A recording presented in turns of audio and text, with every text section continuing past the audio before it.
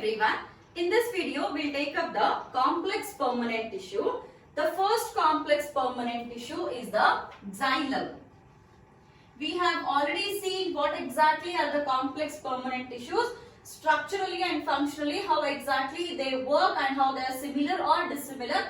That all we have seen it in the previous videos. So directly we are moving on to the types of the complex permanent tissue. The first type is the xylem.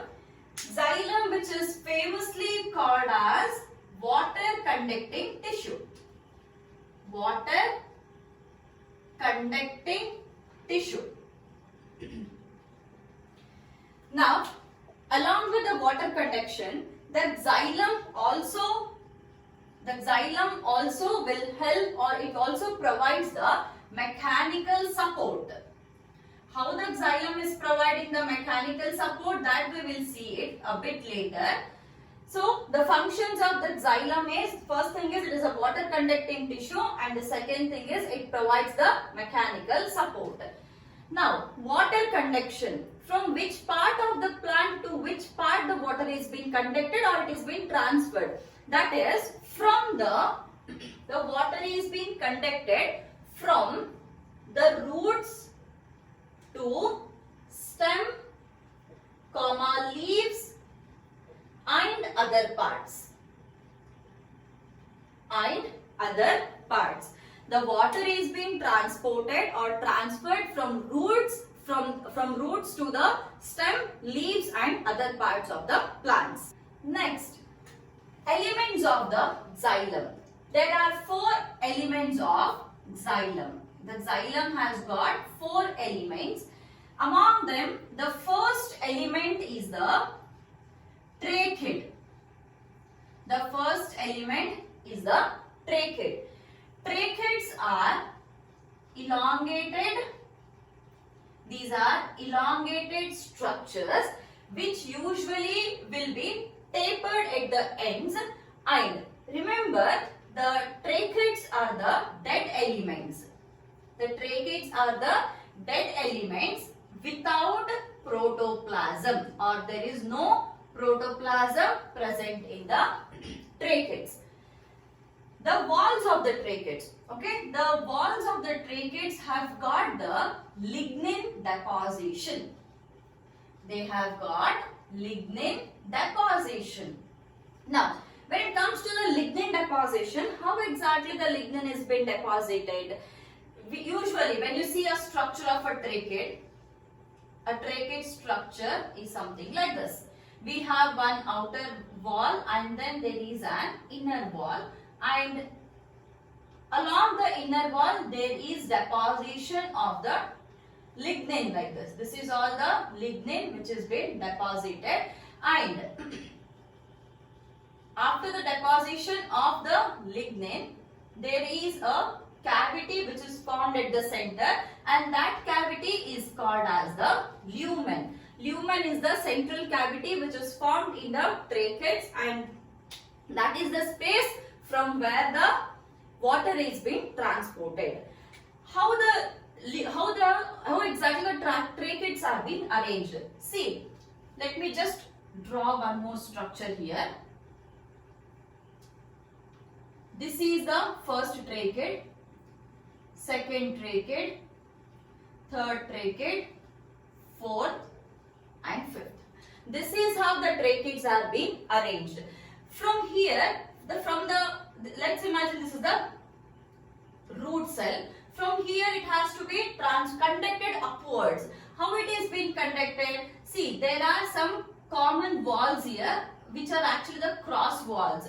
So these cross walls have the spaces, and through these spaces the water is being conducted in the upward direction from root to the stem, leaves and other parts of the plants. So coming to the inner walls or the lignin deposition. Lignin deposition on the inner walls of the tracheae usually is seen in different forms. This is a normal deposition. Now we will see different forms of the lignin deposition. These are all the tracheae which I am drawing.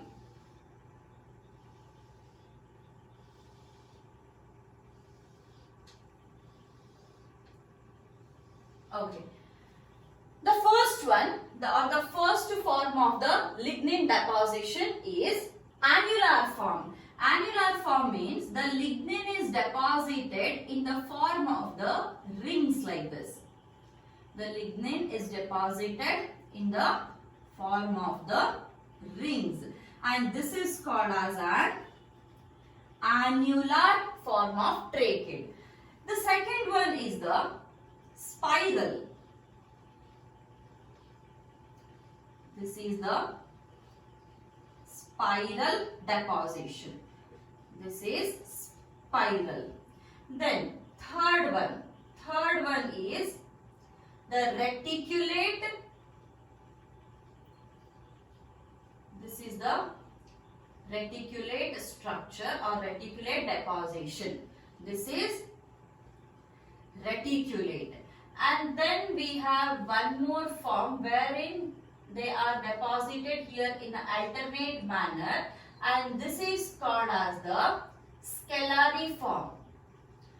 This is called as scalary form, or many a times it is also called as scaly form. Then lastly we have a pitted or a pit trachea. This is many a times called as a pit trachea, or otherwise it is called as bordered pit tracheates. It is called as either pit tracheates or the bordered pit tracheates.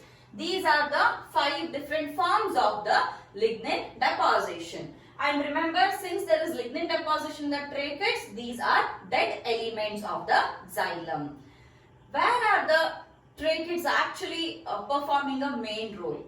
Tracheates, as well as one more element of xylem, that is the vessel. Tracheates and vessels are important water conducting elements in case of the angiosperms. Remember this statement has been asked in the form of a question many a times. Now we'll move on to the next element of the xylem, that is the vessels. Vessels are the characteristic feature of the angiosperms, that is they are present only in the angiosperms, only in the angiosperms. However, gymnosperms, they lack vessels. Gymnosperms, they lack the vessels. So these are the characteristic feature of only the angiosperms. Looking into the structure of the vessel, a vessel is usually long cylindrical structure like this, and this is a structure of a vessel. Inside the vessel there are members of the vessel, or there are some vessel members like this, and these vessel members will usually conduct the water. These are the vessel members, and let me write it first. Vessel members.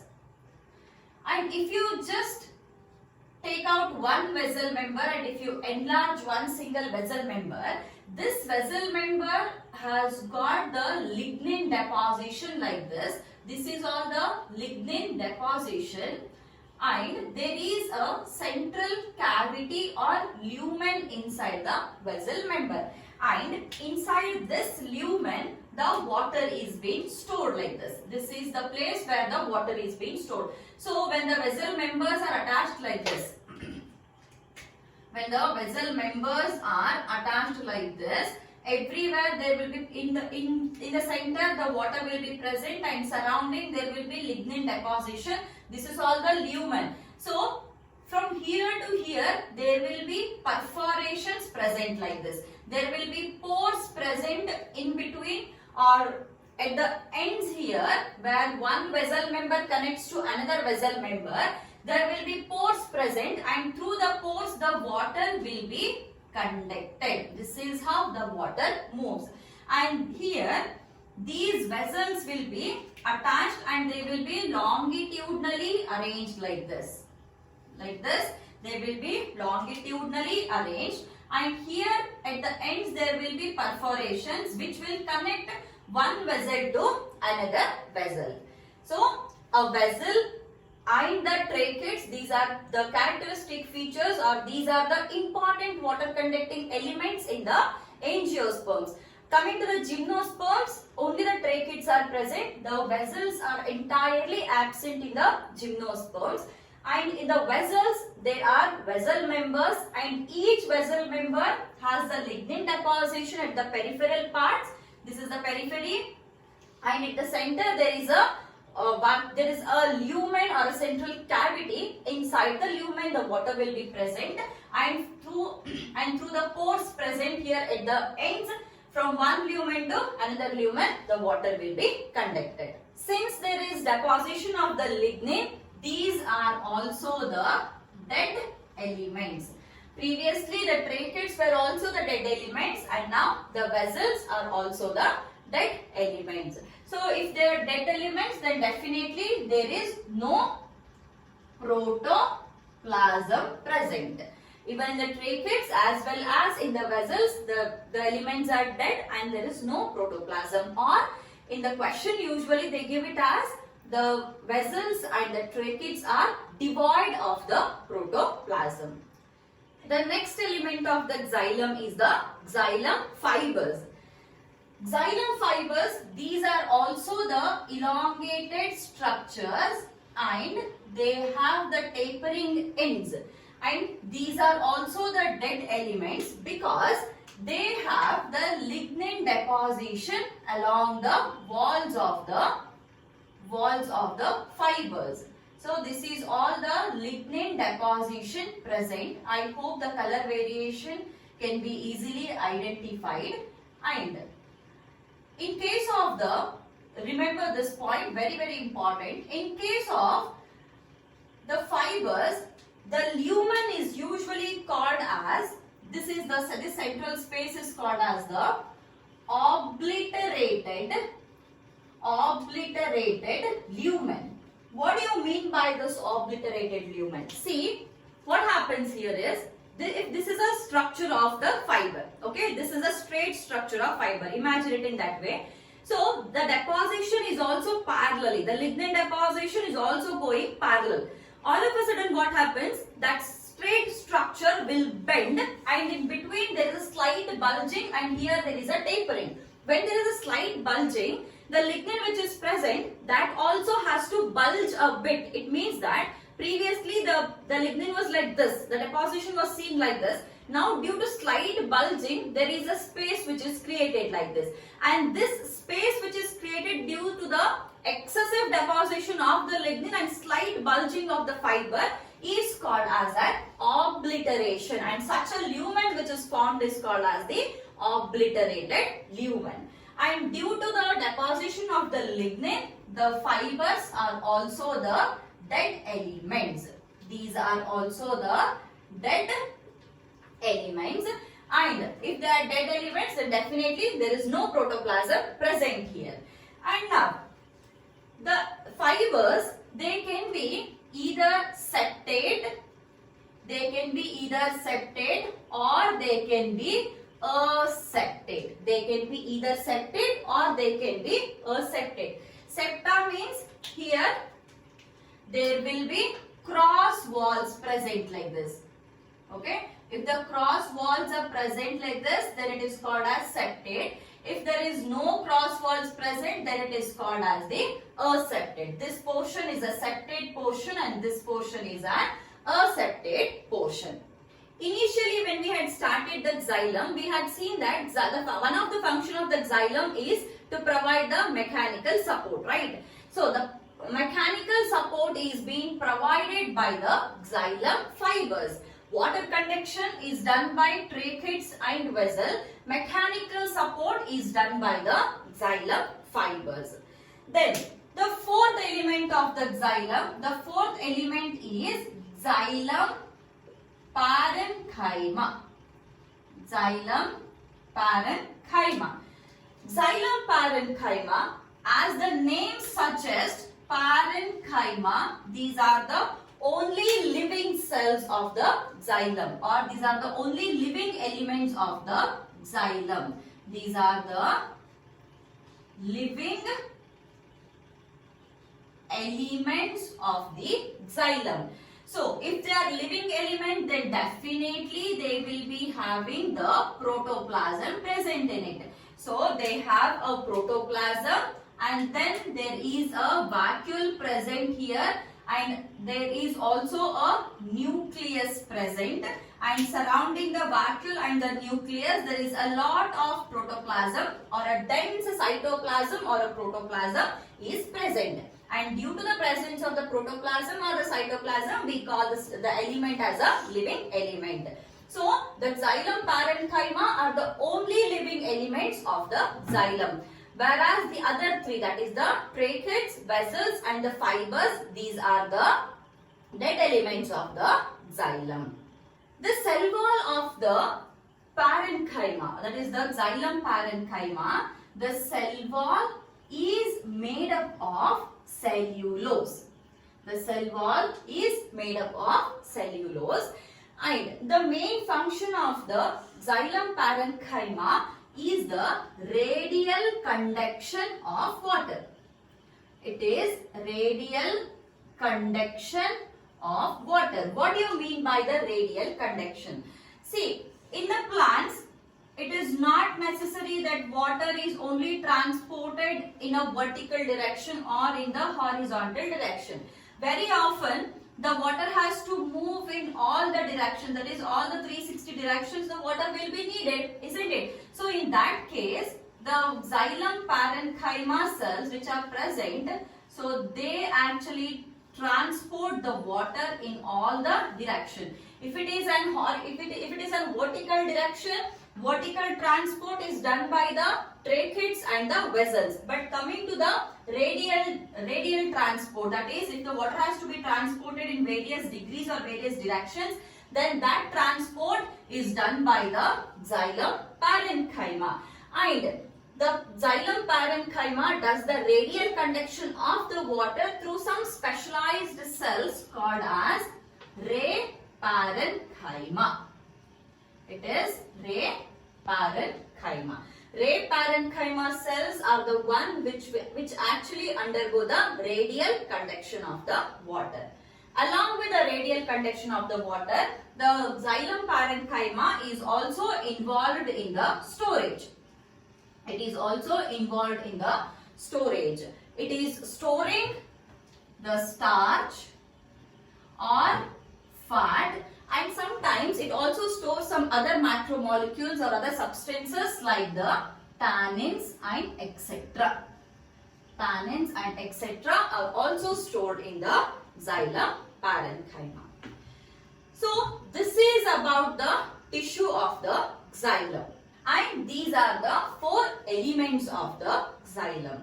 So now we will see what are the types of the xylem and how exactly they are being arranged. There are 2 types of xylem, and the types are primary xylem and the secondary xylem. So first one is primary xylem,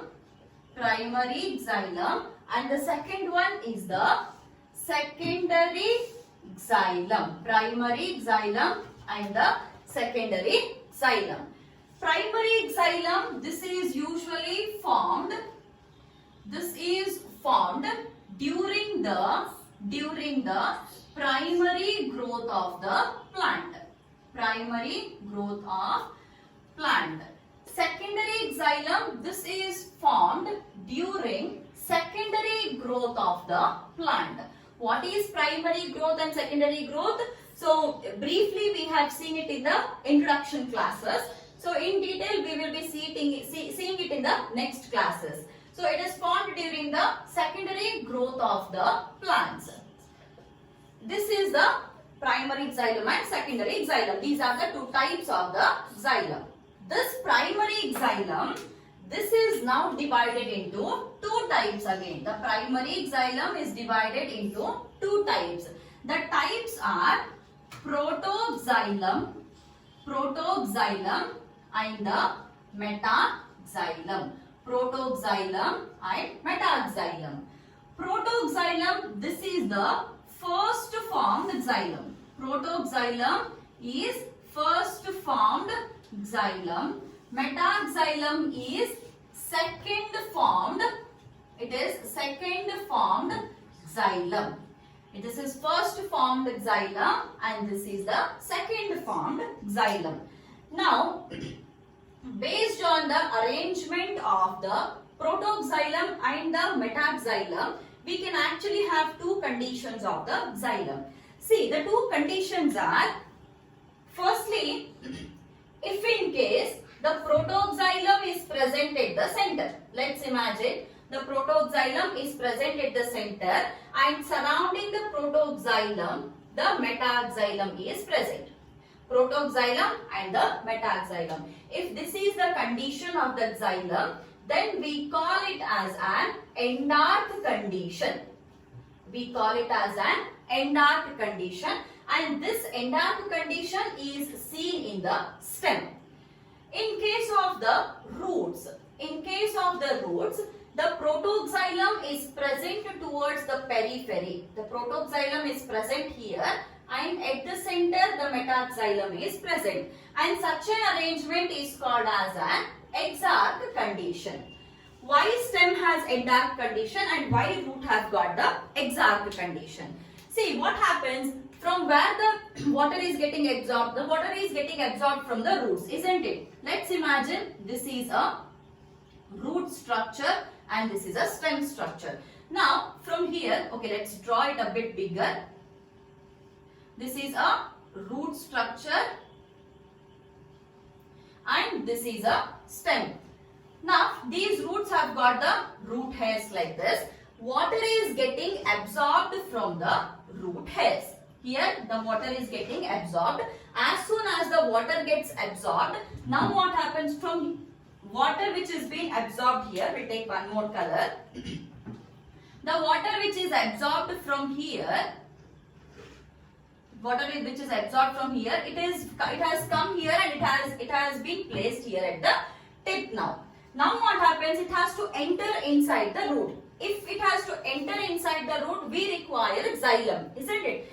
If the xylem is formed first here in the center, then how is the water absorbed inside the root? Isn't it? Xylem, if it is formed first here, if the protoxylem is present at the center in case of a root, then who will absorb the water from this epidermal region to inside the root? Isn't it? So in the root what happens? First the xylem is formed here at the periphery like this. Okay. Now the xylem, when the water comes here, the xylem will absorb the water and later on the inner side the xylem is being formed. So this becomes a first formed xylem and this becomes a next formed xylem. So this is protoxylem and this is metaxylem, which is the exarch condition in the root. Later on, when it comes to the stem, in the stem how exactly it is present? In the stem, this is a central cavity, and in this central cavity we have the vascular tissues, that is xylem and phloem. So in this channel only the water has to be transported. So once the water reaches from the protoxylem to metaxylem in the roots, from the metaxylem of the root, the water is being conducted upwards. Now water is getting conducted in this central cavity only. So when the water has to enter from root to the stem here, we require xylem first here at the center because the water is getting transported here. So first the xylem will be formed at the center in case of the stem, that is a protoxylem. Later on the xylem is formed here at the periphery, which we call it as a metaxylem, and this condition is a end-arc condition. That is why the roots have the exarch condition and stems have the end-arc condition. Okay, so this is about the xylem, types of the xylem and conditions of the xylem. In the next video we will take up the phloem. Thank you.